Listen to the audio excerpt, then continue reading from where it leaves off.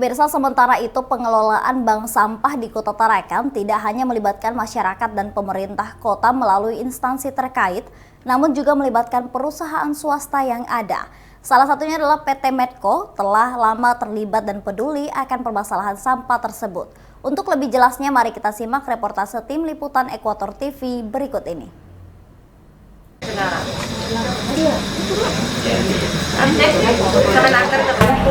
Pemirsa, saat ini permasalahan sampah masih terus terjadi. Salah satu begitu pun yang ada di Kota Tarakan.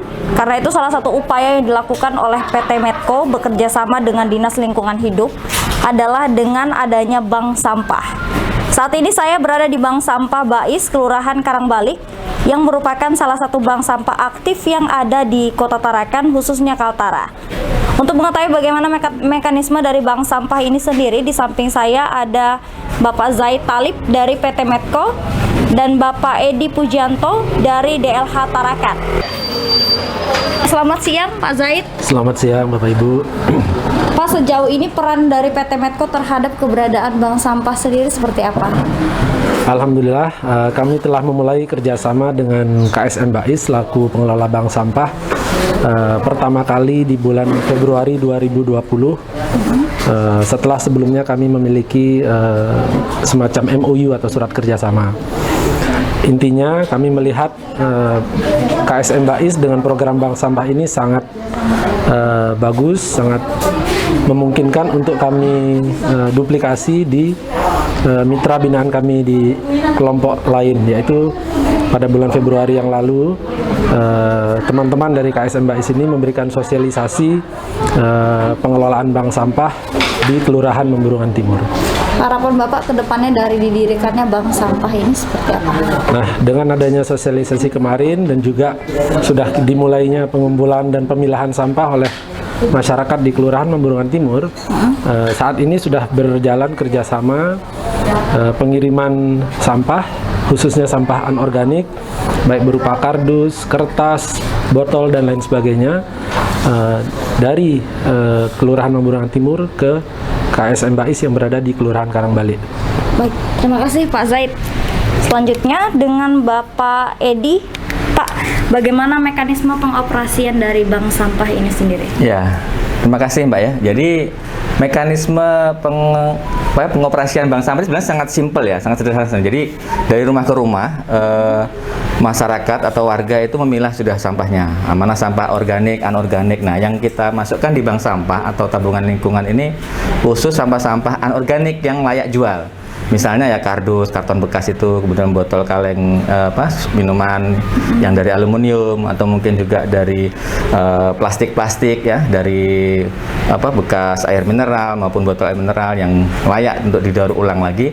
Nah, itu sangat potensial untuk dimasukkan di dalam tabungan lingkungan atau bank sampah ini. Nah, setelah warga itu memilahnya, maka mereka nanti akan membawa dari sampah-sampah terpilah anorganik nanti yang layak jual menjadi barang lapak ini ke bank sampah di hari yang dijadwalkan.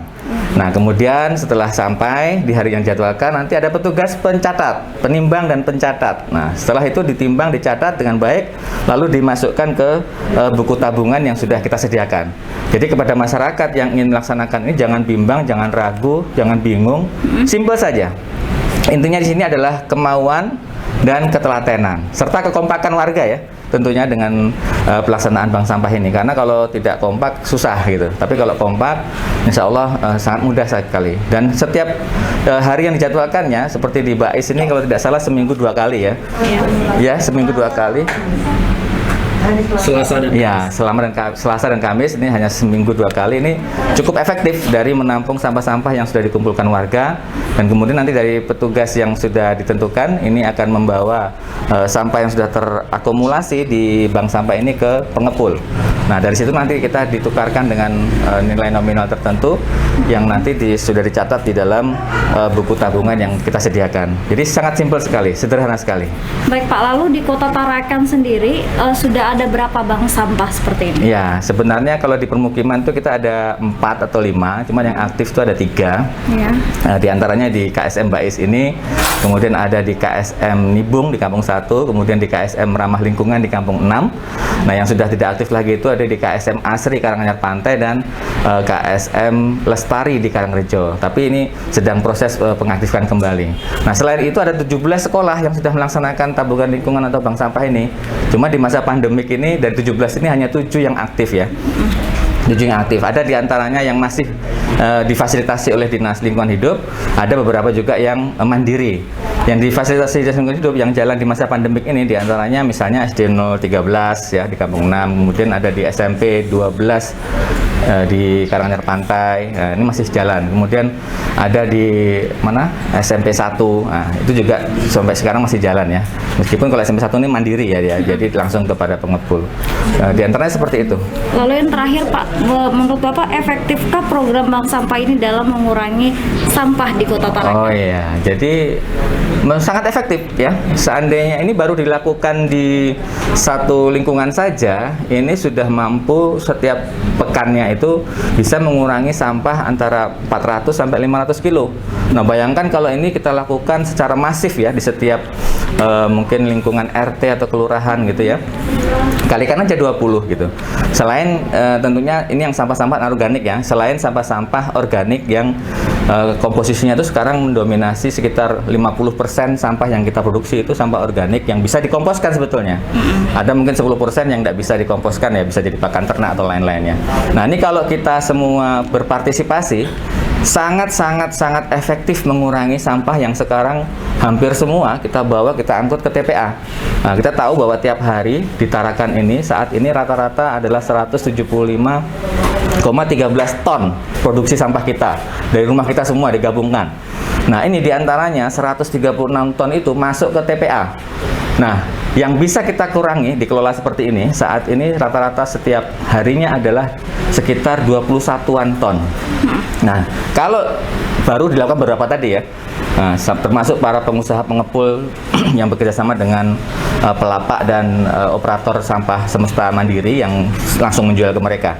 Nah, seandainya ini semua bisa dilakukan oleh kelompok-kelompok masyarakat, entah itu PKK, entah itu kelompok swadaya masyarakat, entah itu sekolah-sekolah yang ada di Tarakan, saya yakin ini bisa lebih besar lagi. Target kita memang sekitar 57 sampai 60-an ton ya, yang bisa dikurangi, yang bisa dikelola. Tapi saat ini masih 21-23 ton ya. Nah, ini kalau presentasinya sekitar 12,45. Padahal target kita 22%. Nah, di tahun ini ya, jadi masih separuhnya nih tahun ini, masih 60%. Tapi kita punya harapan di tahun 2025 itu sampah yang dikurangi itu menjadi 30% dari produksi total sampah yang ada di Tarakan. Nah, mudah-mudahan nanti dengan kerjasama dan partisipasi semua pihak, target-target ini bisa kita lampaui gitu. Jadi yang pengurangannya menjadi 30%, yang kita tangani, yang kita angkut dari rumah-rumah kemudian dibawa ke TPA itu hanya tinggal 70%. Sekarang yang ditangani itu masih 78.